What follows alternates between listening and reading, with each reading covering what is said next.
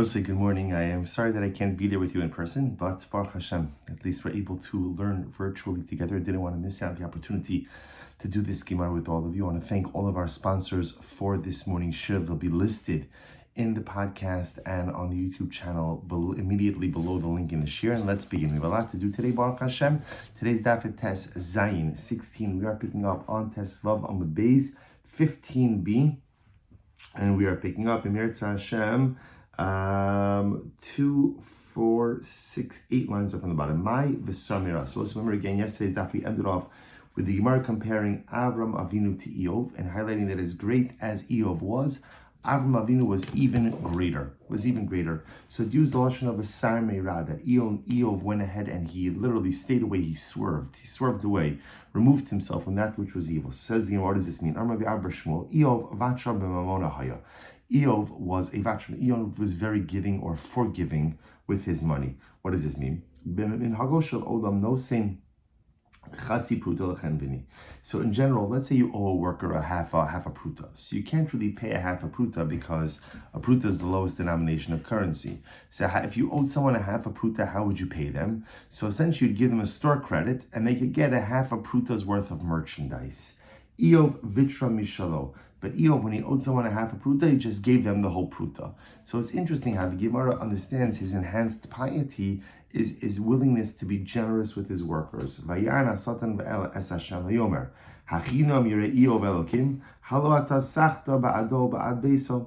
remember again, the Satan is coming along, and remember, Satan says, I've gone through the world, I've seen no one as righteous as Avram Avinu.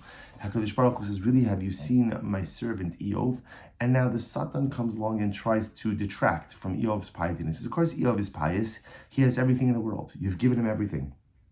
What does it mean that you blessed his the work of his hands? Ultimately, Eov was so successful that if you took money from Eov, right? Let's say if you got a pruta from Eov, that pruta would be gebenched, it would be blessed, and you would see incredible payros from it. So the Gemara says, alright, so called Misbarach. Mayu Mikneo Parasbars. What does it mean? And his flock literally proliferated on the earth. The flock of Eov defied the normal way that flocks work. How so? So the way it works normally is that wolves go ahead and kill the sheep. Eov's flock, so the sheep killed the wolves. V'ulam shlachna yadcha v'naga b'chala shelo im lo hayom ubana v'benosav oklam v'shosi nayim b'beis achirim habachar umalach ba'el Eov vayomer habakar hayu charshos. So now what happens? So the Satan essentially says to HaKadosh Baruch Hu like this: Eov loves you. You know why Eov loves you? You know why Eov is so pious? Because he has everything in the world. Take it away from him, and we'll see exactly how pious he is. So now the Gemara begins to relate pasuk after pasuk of how Eov loses his brachos. So the first step. So again, Eov's children were sitting and eating in the home of the oldest son. Umalach ba'el Eov, and the messenger came to Eov and he said, Habakar hayu charshos, the cattle were plowing, and ultimately again, and the donkeys were grazing, and they were all wiped out. So the Gemara says, what does it mean that the cattle were threshing and that the donkeys were grazing? So it's interesting. The idea over here is the Gemara points out that this was another bracha that Eov experienced, namely that Eov's flock, his animals, when they would become pregnant, they would give birth almost immediately. Rashi says over here in the top of Tes Zayin 16a,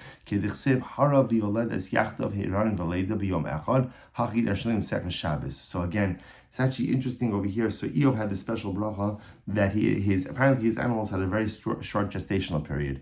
They'd become pregnant and give birth almost immediately. And the Gemara calls this me'ein olam haba, that this is almost a taste of the world to come. What's the pshat? The short gestation period is a little taste of the world to come. So think about this just a moment.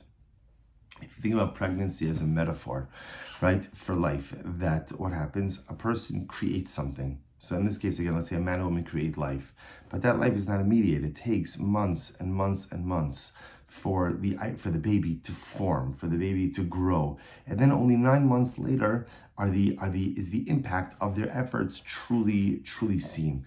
And the truth is, that's a lot of like what this world is. So much of life is we put in effort, but I don't see the results of my efforts until sometime later on. And sometimes even it's not in my lifetime, sometimes it's generations later. Part of the beauty of the Messianic era is that we'll put in effort and we'll be able to see immediate results. If you think about that, what a life that would be, to be able to know that if you're willing to work hard, again, you're not going to see results without effort. That never happens. But in this world, again, one of the most frustrating things is I could work so hard and for so long on something, and yet it won't materialize. In Mashiach, right? In Mashiach, in Messianic days, so you'll put in the effort. If you're willing to put in the effort, you will immediately see the results. Incredible. So again, as this messenger is talking, another messenger comes, Vayomer, Ish Elokim, so again, what essentially happens is messenger after messenger comes, bearing a message of misfortune. Each of them telling Eov, you've lost something else. Vayomer kastim samu shlosha roshim vayifshatu es gemalim vayikachum. The kastim came and they took your camels. Odzem medaber v'zeba vayomer banecho b'nosecha ochlu v'shosim yayim v'veis acheihem habachar v'nei ruach gedola ba'a me'evra midbar v'yiga v'arba pinos hamayis. Another messenger comes, Eov. Remember, as the pasuk said before, that all of Eov's children were having a meal together in the home of the firstborn. A massive wind came and blew down the entire house. And Eov, Rachmana litzlan nebach, all of your children died. So what happened? Vayakam Eov vayikra es meilo vayigas es rosho. So Eov got up, he tore his clothing, and literally he tore the hair out of his head. So again, it's incredible. Eov, just to understand just the profundity over here. Eov had everything. He had everything. And then literally again, in a matter of moments, just he lost everything. Vayomer, he said, Aram yatzasi mi beten imi va'aram ashuv. I came out of my mother's womb naked, and I will go back that way. In other words, Eov saying that I came into this world with nothing, and apparently I'll leave this world with nothing. Hashem nasan v'Hashem lakach yehi shem Hashem mevorach. Hashem has given, Hashem has taken. The name of Hashem will be blessed. So these words are so incredibly profound because they represent the very essence of emunah.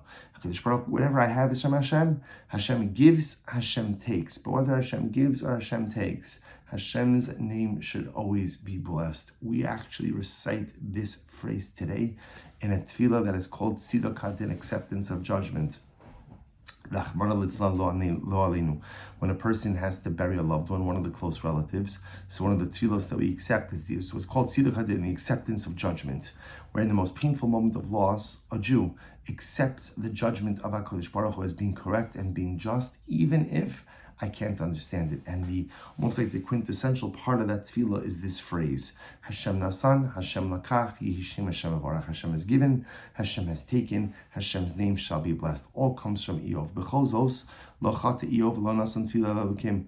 With all of this dramatic loss, Eov did not curse Hashem. He didn't curse Hashem. He didn't turn his back on Hashem. He didn't curse HaKadosh Baruch Hu. Vayhi hayom vayavav b'nei Elohim li'yatzev vayomer Hashem ala Satan. Okay, so fast forward a little bit. So once again, HaKadosh Baruch Hu is convening his staff, meaning all the malachim are there. Satan comes along. He says, Satan, where were you? Where were you? Vayana Satan va'elas Hashem vayom mashrut ba'aretz. And Satan says, I was traveling around the world. So, Amy Zetavo. So it says, Satan specifically, where did you come from? So I'm sorry, where did you come from? From traveling around the world.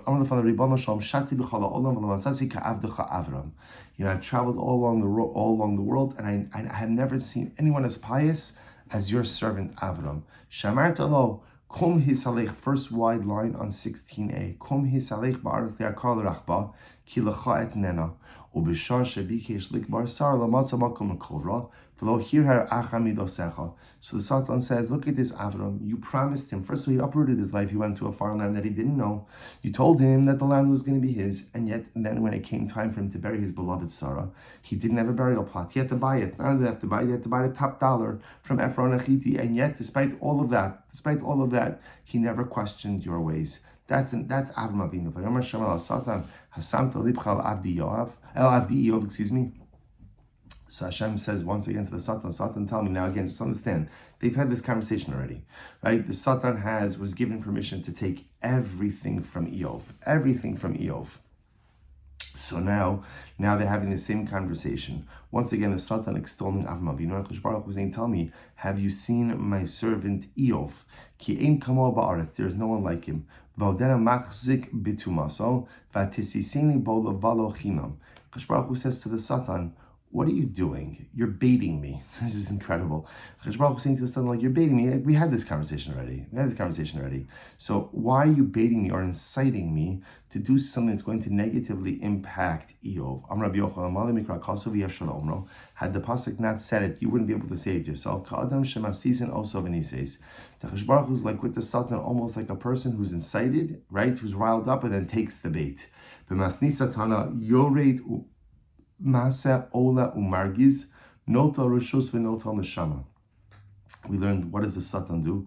The Satan goes down to the world, right? Goes down to the world, entices people to sin, comes back up, then it incites HaKadosh Baruch Hu against the person who sinned. Nota rishus, he gets permission from God, v'nota neshama. In other words, the Satan is always stirring the pot. In this world, he entices people to sin.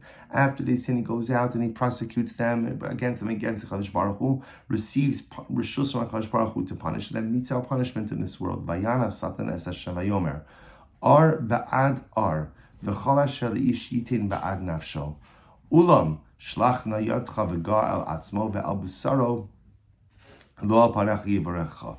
So what happens? So the Satan says, you're right, I saw this Eov, he's great. And it's true, he lost everything and he didn't turn on you, but that's because his own life is intact. You know, as long as a person has their health, they could pretty much weather any type of adversity. Satan, Baruch Hu says to the Satan, fine, Satan, you could do whatever you want to Eov, but you can't take his life. In other words, you can make him ill, but you can't take his life. So the Satan left the presence of HaKadosh Baruch Hu and he struck Eov with illness.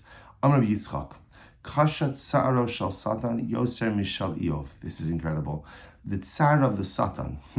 What does this mean? The difficulty the Satan has of meting out punishment but yet not taking life is even more difficult than the tsar that Eov experienced. This could be compared to the Eved said to his master, Shavar Chabis Ushmaras Ayena. Break the barrel, but keep the wine. Break the barrel, keep the wine. So the Satan is tasked ultimately again with meting out punishment, but yet not taking life. So here, make Eov suffer, but you can't take his life. So the Gemara compares this to a master who says to his servant, break the barrel, right? Break the barrel, but make sure you don't lose any wine. So the Gemara Arish Lakish, again, so we're going to explain this a little bit more in depth in just a moment. Hu Satan, hu Yetzahara, hu Malach HaMaves.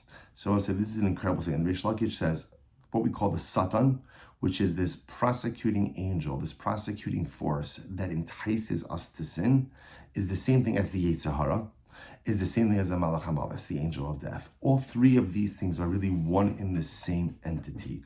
So again, the Satan, the prosecuting angel, the Yetzirah, the internal mechanism, that internal force, that internal self-sabotaging force that convinces us, allows us to sin even when we know it's not the right move.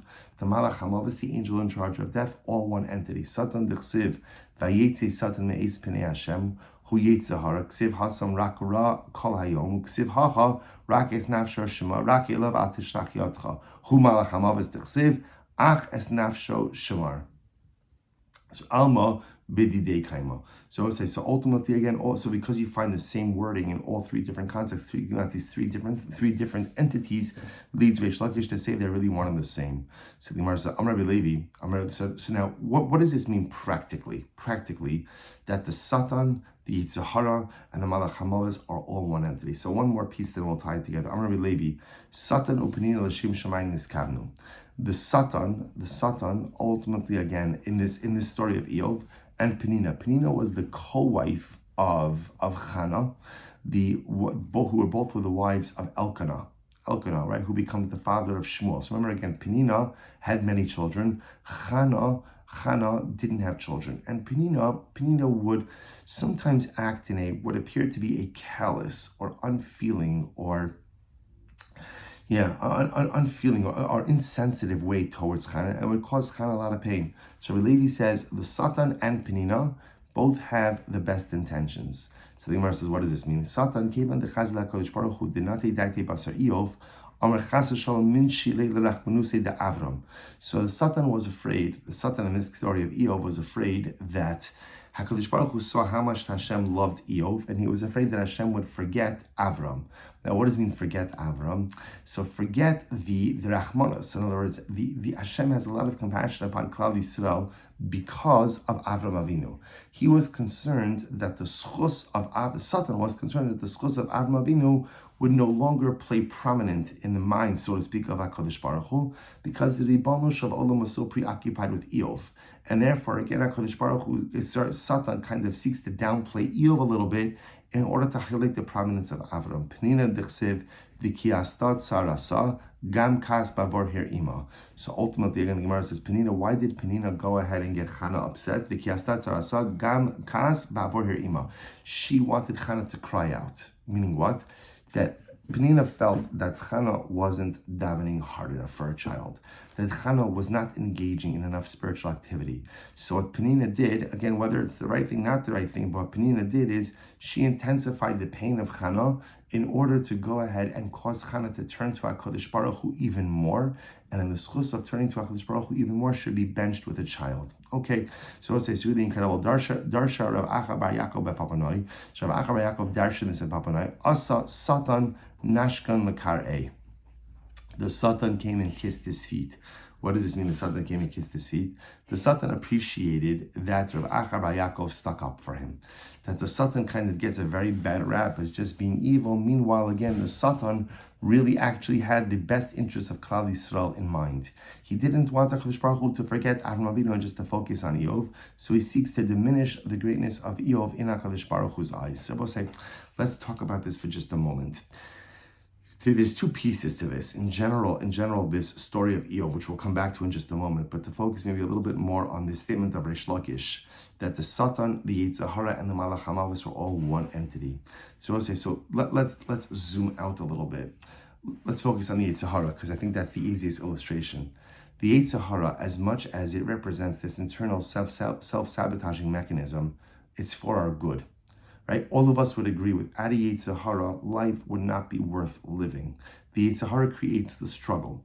The struggle creates the opportunity for growth. Without the struggle, there's no growth. Without growth, there's no life. So the Yetzer Hara is actually my best friend in the world, because it is only through the Yetzer Hara. It's true. I hate him. I can't stand him because I feel like so many times in life I mess up. But the Satan gives me the opportunity to kind of face pushback, to face tension, and the Yetzer Hara forces me to get on my game. The Yetzer Hara forces me to go ahead and identify my weaknesses and to make a plan to work through them. The Satan therefore becomes my best friend along my journey of personal growth. Once you understand that, then the rest of the statement makes sense as well. The Satan is the same thing. The Satan is that prosecuting angel. The knowledge that there is an angel that prosecutes against me in the celestial sphere keeps me honest. I don't want to give him material. I don't want for the prosecution to have any type of file on me.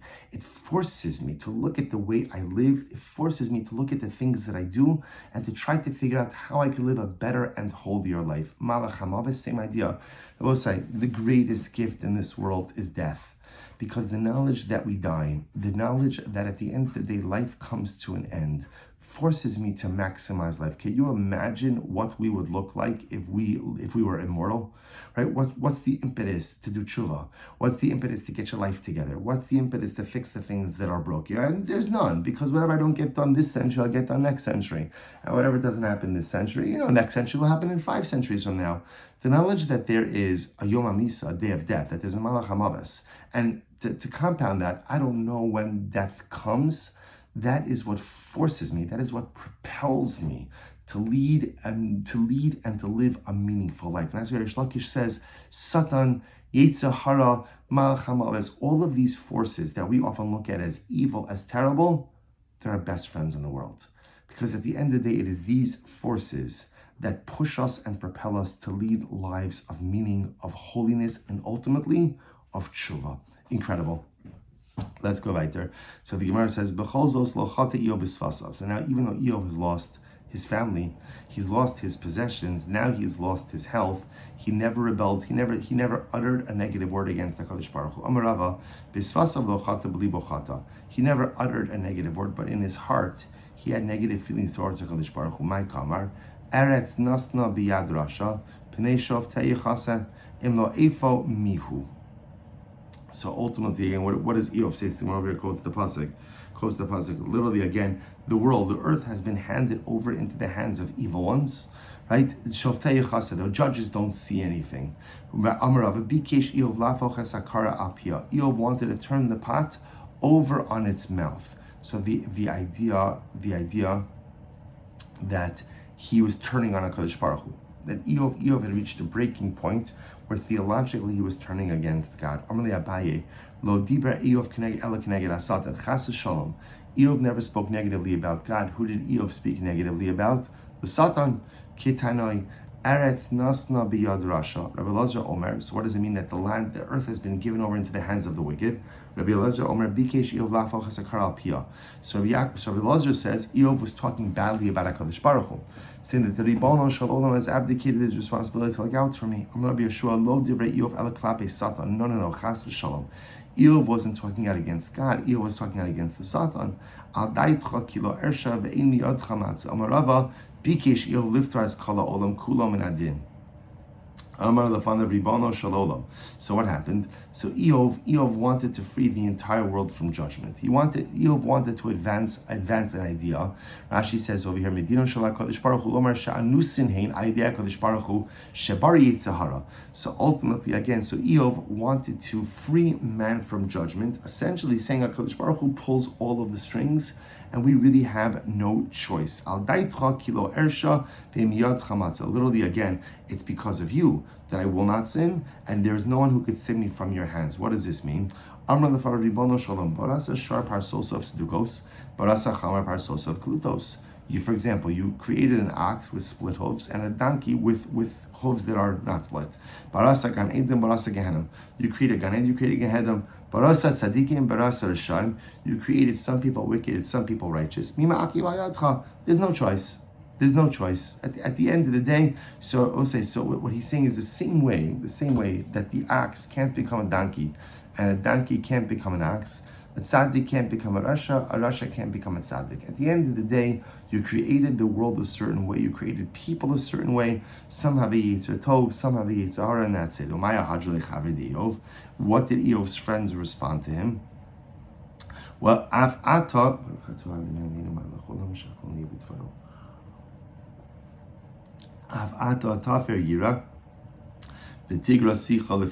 What does this mean?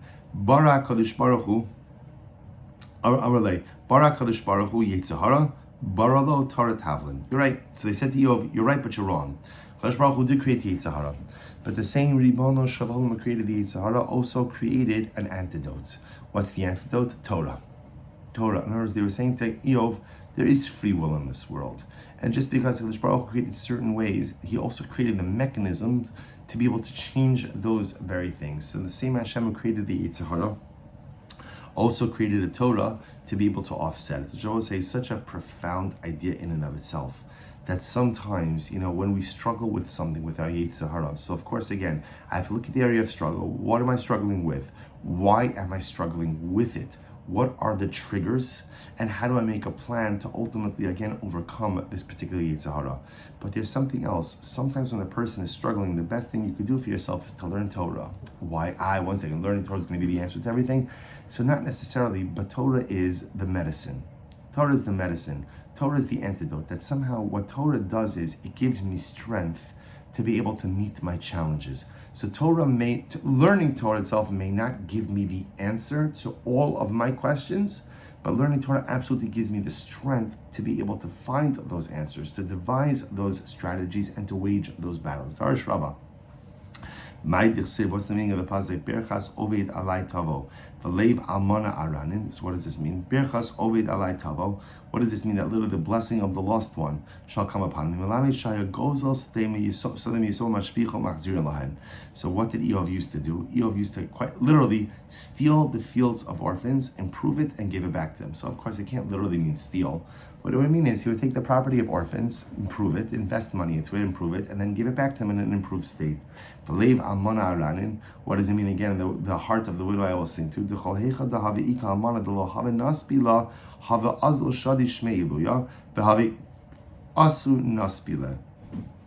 Whenever there was a widow who was struggling to find a shidduch, maybe because she didn't have a family, so Eov would essentially take her in as part of his family.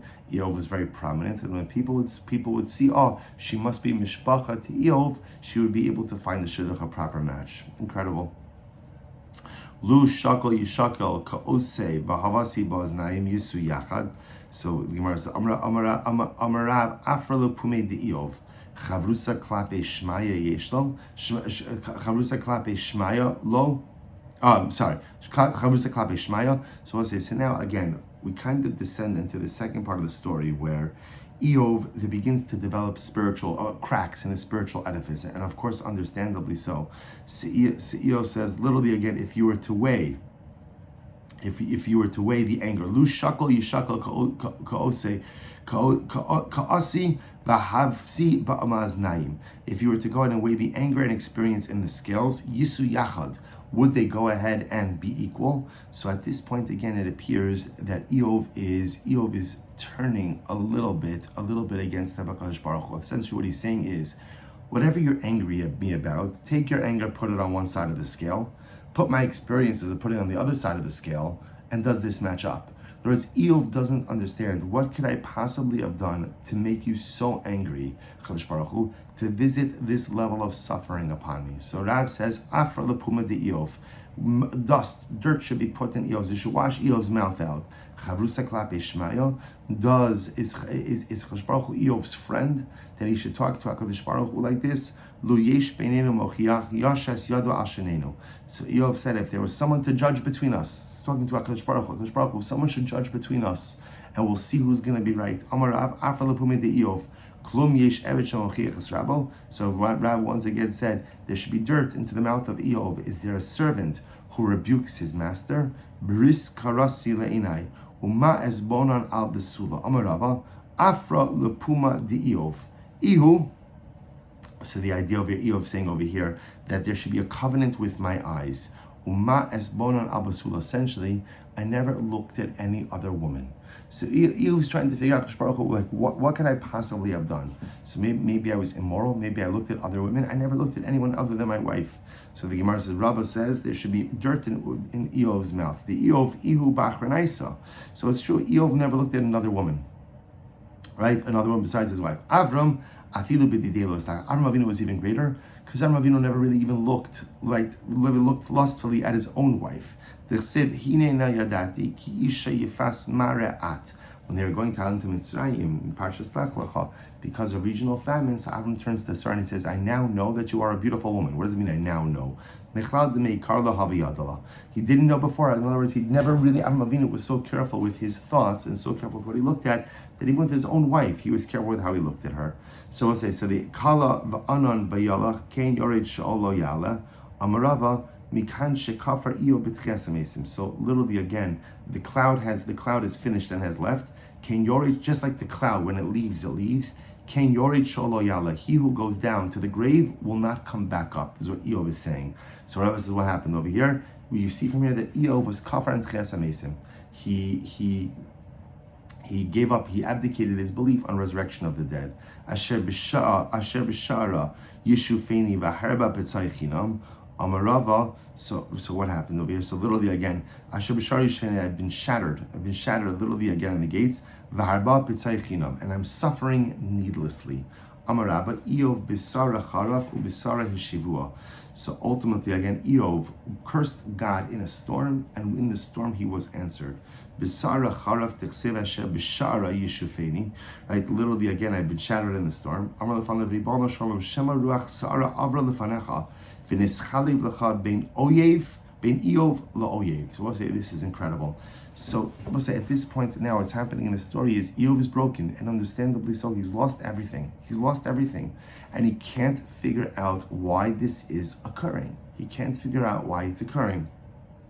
So he says to Kadosh Baruch Hu, is it possible that maybe you got mixed up, right? There was a wind that was blowing through Shamaim, and ultimately, again, you got mixed up between Eov and Oyev, between Eov, me, and Oyev, an enemy. In other words, what he's asking is, Kadosh Baruch Hu, like, I don't understand. What did I do to deserve this? You're treating me, Eov, as if I am an Oyev, as if I am an enemy of yours. So maybe something happened in Shamaim, maybe there was a strong wind and the message got mixed up a little bit, and you got mixed up between Eov and Oyev.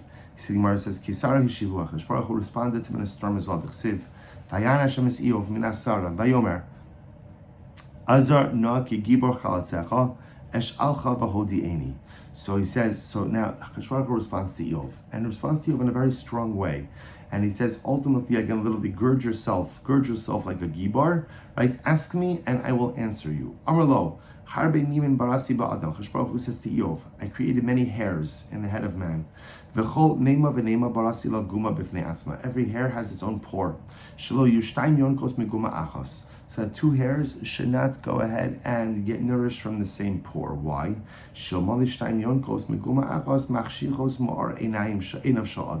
Because if two hairs derive nourishment from the same pore, a person's eyesight will be diminished. Shmuel says, I'm meticulous enough to know which hair goes into which pore. Ben Eov la'oyev. Do you think ultimately again I'll get mixed up between Eov and Oyev? So giving Eov a little bit of Musar back. Mi palag l'shetef tala. So further, Kadosh Baruch Hu says as follows: Harbe tipin barasi ba'avim. I created many droplets of water in the clouds. V'chol tipa v'tipa barasi la defos b'fnei atzma. And every drop has its own channel with which to come down to the world. Kadesh le'yeshtei tipin yotzos midefos echad. So that two droplets of water shouldn't come down from the same channel. Shomalish tipin yotzos midefos echad. Because if two drops were to come down through the same channel from the clouds to the earth, mitashtishos esharas, it would destroy the world. Ve'elamotzia peros, and the world would not produce produce. So the Gemara says, "Bein tipa latipa lo neschalifli." So I know exactly which drop goes into which channel. Bein Eov lo oyev neschalifli. Do you think I'm going to go ahead and get mixed up between Eov and Oyev? So he's giving it back to Eov. My mashra the high tala lishna devos. How do you know that the lashon of tala is lashon of a channel? Omra barshila dechsev vayas tala kebesa saim zera. V'derach lechaziz kolos. So furthermore, Kadosh goes on. He says, "Harbe kolos parasi ba'avim." There are many, literally again, thunders. If that's the right word, thunders, right in the clouds. V'chol kol v'kol parasi lo shvil b'fnei atzma. Every thunder boom has its own shvil, has its own pathway, a sound pathway. Kadesh le'yeshtei kolos yotzos mishvil echad. In order that two sounds should not go ahead and come out of the same pathway. What would happen?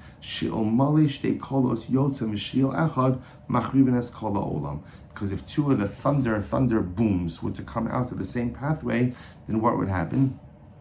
The entire world would be destroyed. I don't get mixed up between one thunder boom and another thunder boom. Am I going to get mixed up between Eov and Oyev?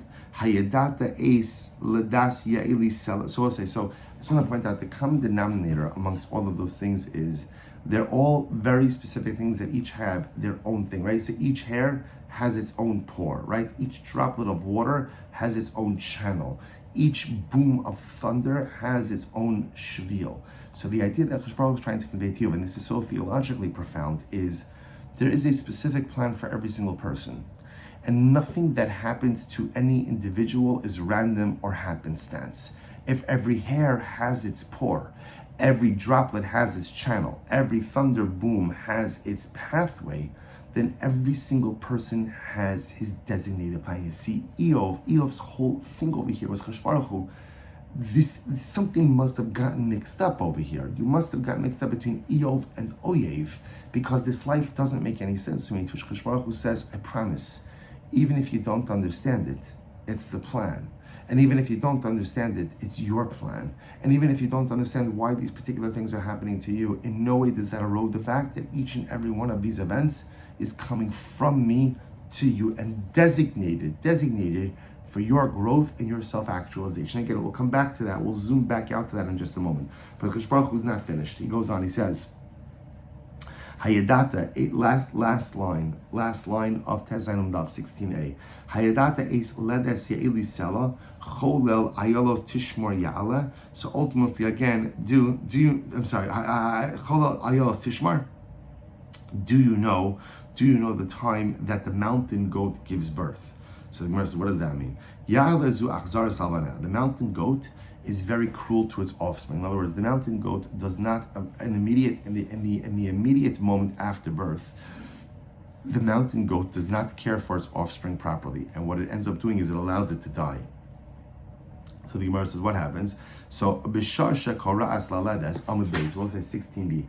At the time that the mountain goat crouches to go ahead and give birth, ola l'rosh hahar. Ultimately, again, it goes up to the top of the mountain, so that after giving birth, its offspring, right, the little goat, the baby goat, should roll down the hill and die. So the idea over here seems to be that the mountain goat is in so much pain from birth that it's just totally indifferent to the plight of its offspring. So it goes to the top of the mountain, gives birth with the intention that it rolls down. Okay. And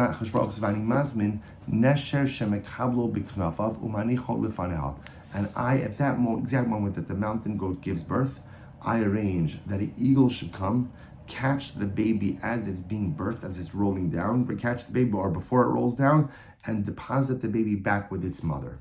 Incredible. And if that eagle would be 1 minute earlier, 1 minute late, miyad meis. Ultimately, the baby would die. So if I could time the eagle coming at the exact moment, I don't get mixed up between one moment and another moment. Ultimately, again, ben Eov la'oyev neschalifli. Am I going to go ahead and get mixed up between Eov and Oyev? Furthermore, cholal ayalos tishmar, the pangs of the ayal, the gazelle. Ultimately, again, I will guard. What does that mean? Sa'ayala, so this gazelle, Za'ayala zu rach matzar, is a very narrow birth canal. So at the time that it gives birth, I guess technically speaking, the birth canal is too narrow for the baby to come out. So what happens at the time that it's giving birth? Mazmin and la darkon. I summon up a snake, shemakisha bebeis harechem, that bites the mother right by the birth canal. Umisrapa, and as a result of the snake bite, it opens up. Umisrata mimolada. The snake would come and bite the mother 1 minute earlier, 1 minute later, she would die. So the Gemara says, "Ben rega rega alon is chayfash." Baruch says, if I could be that exact between one moment and another, ben Eov la'oyev neschalifli, am I going to get mixed up between Eov and Oyev? So the Gemara says, Eov lo bedasi daber udvar lo bahaskel. So Eov, the pasuk says, Eov, his words did not speak with intellect, right? And his words were not measured with wisdom. So the Gemara says, Uksiv, kilo dibartem elai nechon kavdi Yoav, amarava, mikan shein adam nitbas b'shas tzara. So we'll say, this is incredible. And I will say, here it comes. So there is a fundamental machlokas in how to understand the entire narrative of Eov. At the end of the day, did Eov crack? Right? Did he crack like the Satan said he would, and at a certain point he just turns his back and rebels against the HaKadosh Baruch Hu? Or maybe not. Or maybe what Rav, and this is what Rav is saying, is Eov said some things, but you know what? People say stuff when they're in pain. But what they say when they're in pain is not really reflective of who and what they are and what they truly believe. It's just what they say in a tremendous moment of pain. So Rabbi says Eov remained righteous this entire time. He said things against HaKadosh Baruch Hu. Rabbi says a person is not held accountable for things that he says in his time of pain. So essentially, HaKadosh Baruch Hu recognized that Eov was just saying stuff motivated out of pain, but he never for a moment changed his attitude of obedience towards the Ribono Shel Olam. So a really incredible idea. And I will say, in general, also, this statement is a powerful statement for our interpersonal relationships as well. That sometimes people say stuff to us, and we're very taken aback and shocked by what they said, how they said it. And sometimes if you take a step back, you'll realize very often when people say hurtful or harmful things, they themselves are in a state of pain.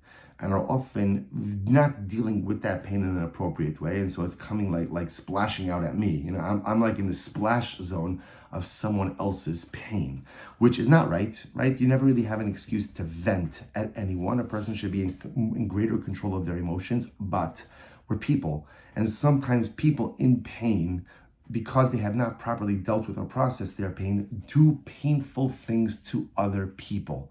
Now, if you're the perpetrator of such a thing like that, you don't get a pass. Just because you're in pain doesn't give you the right to go ahead and inflict pain upon others. But sometimes when you're the recipient of that negative treatment and you take a step back and you realize, okay, that person is a good person, and the truth is they're probably going through something right now in life that is causing them to act a certain way. If you're able to adopt that approach in your interpersonal dealings, you can salvage a lot of relationships, because so often all we see is the behavior and we don't try to see the person behind the behavior. So yeah, right, this person hurt me, this person did something bad to me, this person spoke to me in a way that's unacceptable. Okay, I got it. And they have to rectify that. But how I view that person is very often a person who's just in immense pain, who's just acting out because of their pain. That's how HaKadosh Baruch Hu deals with Eov. Now, I will say, before we get to the rest of this, we're going to go now transition to the next part of the Eov story, which is the conversation between Eov and his friends and his colleagues. So we'll say, so in general, how are we to understand this entire story of Eov, right? The story itself is so troubling if you just think about it. Like, it's troubling just what is going on over here. So HaKadosh Baruch Hu says, have you seen my servant Eov? And the Satan is coming along and saying, HaKadosh Baruch Hu, he's not so great. HaKadosh Baruch Hu gives the Satan the license to go ahead and afflict Eov. So really it does seem that Eov is suffering for no good reason. He loses his children, he loses his wealth, he loses his health, he loses everything. Why? Because of like a showdown between the Satan and between HaKadosh Baruch Hu. It doesn't make any sense. You're Ribbon Shalom. First of all, excuse me, Ribbon Shalom. You don't owe anything to the Satan. You don't have to respond, right? We say this to our kids from the time that they're young. Just because someone says something, you don't have to respond. So the Satan is taunting you, HaKadosh Baruch Hu. Why are you responding? But if you put this all together and you understand, of course, that the Satan is the Yitzhar, is the Malach HaMaves, which means he's not out to get us. These are the very mechanisms and forces that are there for our own growth and self-actualization. I think that perhaps the entire yisod of Sefer Eov is to recognize that sometimes suffering comes across as totally nonsensical. And this is an important theological pill for us to swallow, a difficult one to swallow, but a necessary one nevertheless. You often can't make sense of suffering. The story is presented as an illogical story by design. Really, this is it, because the Satan and HaKadosh Baruch Hu are getting into a contest over here about who knows the most righteous man in the world. So the Satan says it's Avram, and the HaKadosh Baruch Hu says it's Eov. So HaKadosh Baruch Hu says, go ahead, test my Eov. You say, all right, really? That's HaKadosh Baruch Hu. The Hashem loves us. He loves us more than we could ever imagine. So Hashem is willing to go ahead and ruin Eov's life because of a contest with the Satan. So no, I think what the Gemara is trying to tell us, what Sefer Eov is trying to teach us, is that sometimes when you look at the suffering in this world, there is no rational understanding of it. It doesn't make sense. Almost like this story doesn't make sense. That one man's life is ruined because of a contest between HaKadosh Baruch Hu and the Satan. Does that make any sense? Is that the Ribono Shel Olam we know? Is that HaKadosh Baruch Hu? And the answer is, we don't understand HaKadosh Baruch Hu, and we certainly don't understand suffering in this world. And the moment that you accept the premise that you don't understand suffering, and very often in life, the greater the suffering, the less the probability that I'm going to be able to discover the root of it or understand why or what occurred, the more you are able to power through it in life. You know, we've quoted many times, David HaMelech says in Tehillim, Keli, Keli, lama azavtani. My God, why have you forsaken me? And David HaMelech said that in a moment of intense suffering, moment of incredibly intense suffering. What are you doing? What are you doing? Why have you left me? Rabbi Soloveitchik said that it can't be that David HaMelech was saying, Keli, Keli, lama, why have you left me? David HaMelech was asking why? Why do the righteous suffer? That is a question as old as time itself. David HaMelech knows better. So rather, what was David HaMelech asking? Keli, Keli, lima asaftani. Not why, but for what? I accept the fact that I'm not going to get the answer to the why of suffering.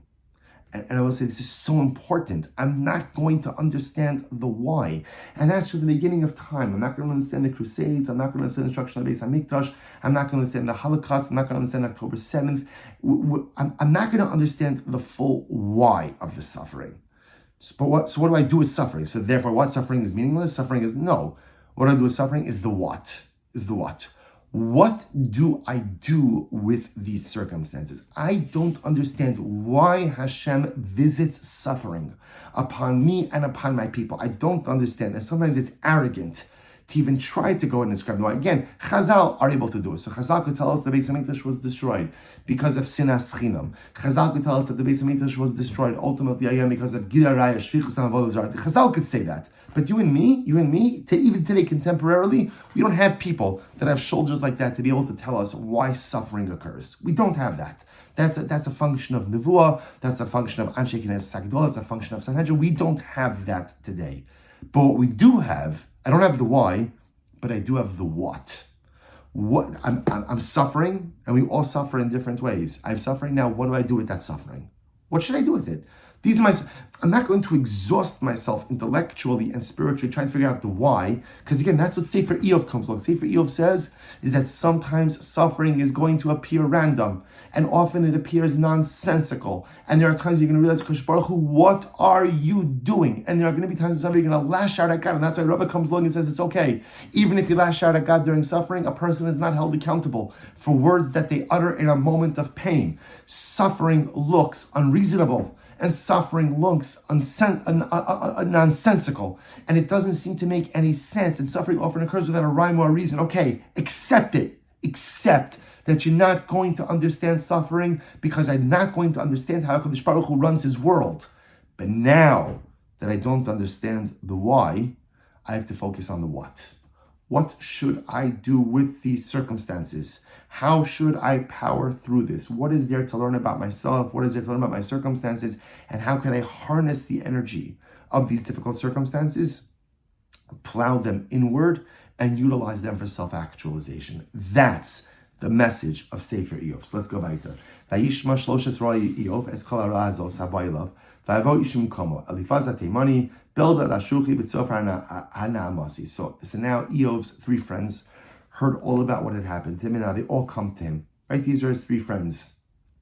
We're going to see each of them came from their own respective places. They lived in different places. They all came to see Eov. So the Gemara says, so they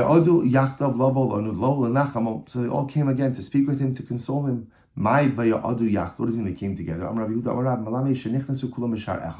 So ultimately, they literally all entered in through the same gate. So ultimately, again, they lived a long distance from each other, but yet they all came exactly the same time through the same entrance. So the Gemara says, if they lived so far from each other, how did they know that something was going on with Eov? So it says very beautiful. So Iked Amri Kalila Havalahu, the Iked Amri Ilane Havalahu, the Chevan the Kamshi Havayada. So we'll say these were three very close friends. So they had a crown, each had a crown, and on the crown they had the image of all the friends. Apparently this was some type of crown, some type of power. Whenever one of the friends was in distress, ultimately again, so the image of that friend would change. So they saw on the crown that Eov's image changed. They sensed that something happened. Alternatively, they went ahead and they planted a tree together. And that tree, right, if it was vital, it meant everybody was doing well. And if it wasn't vital, someone was in trouble. So I will say, by the way, just an incredible, and that's why they knew Eov something was up. And even though they lived a distance from each other, they all came to visit him. So I will say, happens also, this is a beautiful insight into friendship, right? What is we use the word friend and acquaintance so interchangeably. Someone even who I know casually is a friend. That's not true. What's a friend?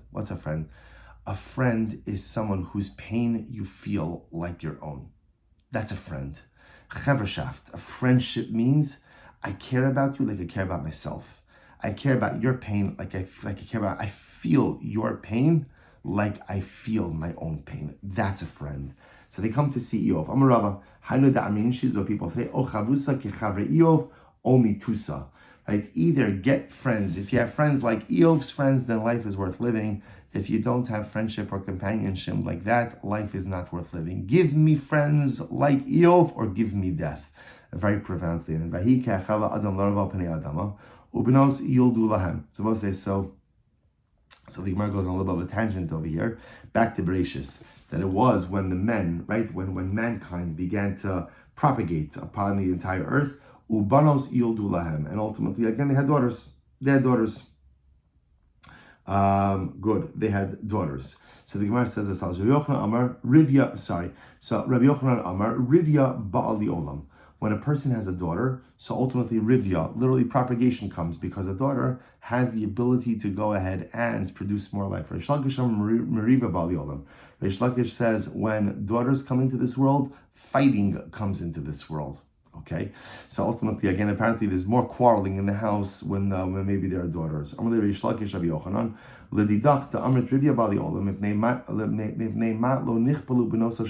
say we're going to see at the end of the Eov story. So Eov emerges theologically strong with his belief in HaKadosh Baruch Hu intact, and the Rebbe Shalom gives him back all that he lost. Gives him, more children. Not that new children could replace old children or deceased children, but gave him more children, more wealth. So if that's the case, when Eov was given daughters, why wasn't he given even more daughters? He wasn't given more daughters, but the new daughters he was given were even more beautiful than his daughters who passed away. He had 7 sons and 3 daughters.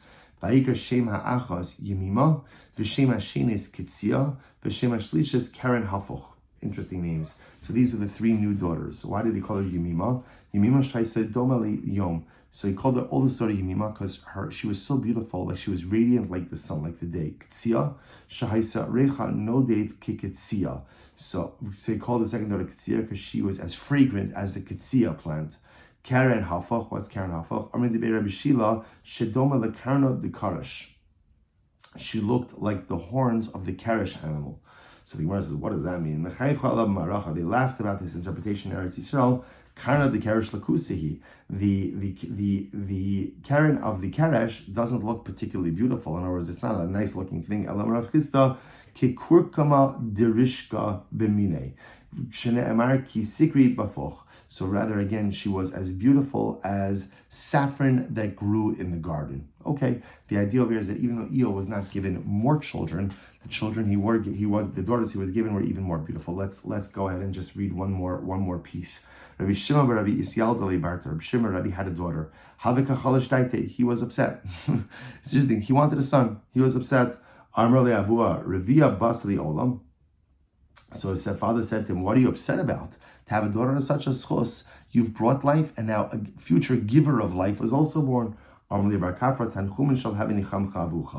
Ultimately, again, your father has given. We'll say actually, no, we'll stop over here for today. We'll pick up in Meretz Hashem. I know it's okay. Tomorrow, the following day's daf. Tomorrow's daf is a little bit shorter. We'll stop over here today. We'll say tremendous shkoyach, everyone. Such a schus. I'm sorry that I couldn't be with you today, but I didn't want to miss out on the opportunity to learn together. Shkoyach. I'm looking forward to continuing this beautiful Gemara together. Have a wonderful, wonderful day.